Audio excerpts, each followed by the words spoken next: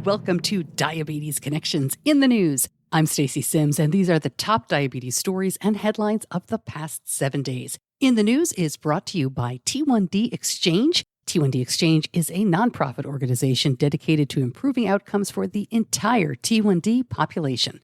Our top story, United Healthcare says it will have no out-of-pocket expenses for insulin starting January 1st. It's doing the same for other critical drugs like glucagon, epinephrine, and albuterol. Looking into this a bit more, though, it may not be the boon it first seems. This only covers certain eligible patients. Stat News says about a quarter of United Healthcare's patients will qualify, but I saw a few commentators say it could actually be less than 5%. United Health Group recently shared that it earned $5.1 billion in profit for the second quarter of 2022. Not too surprising, but a good study about people with type 2 using CGMs. This was for those using basal insulin only and who were over 65 years old. They found when given a CGM, their A1Cs went down an average of 1 full point with fewer lows. These are the kinds of studies that seem obvious to us, but that are needed to show insurers they need to cover this stuff. New device approved to treat pain associated with diabetic peripheral neuropathy.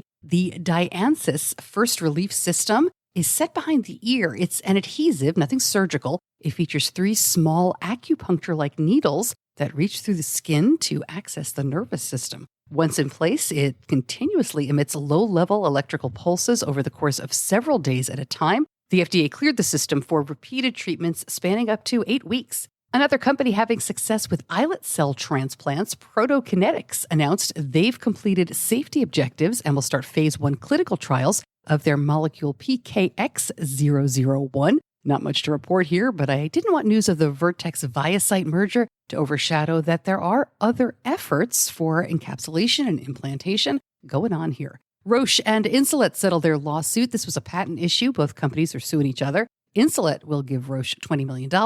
Roche has agreed not to sue Insulet for 5 years. This was set to go to trial next week. Gestational diabetes is on the rise, climbing 30% between 2016 and 2020, according to the CDC. And they showed that cases increased 13% during the first year of the pandemic alone, a much larger spike than the previous annual increases of about 5%. They're not really sure why that happened. It may be because of more sedentary lifestyles and pandemic-related physical and emotional stress. They're concerned that outcomes in 2021 may be worse when COVID hit harder. Right back to the news in just a moment. But first, the T1D Exchange Registry. Have you signed up for this yet? It is an online research study designed to harness the power of individuals with type 1. It is a research study conducted online over time, and it's designed to foster innovation and improve the lives of people with T1D. Your personal information remains confidential, and any participation is fully voluntary. Once you're enrolled, you can complete annual surveys, and you have the chance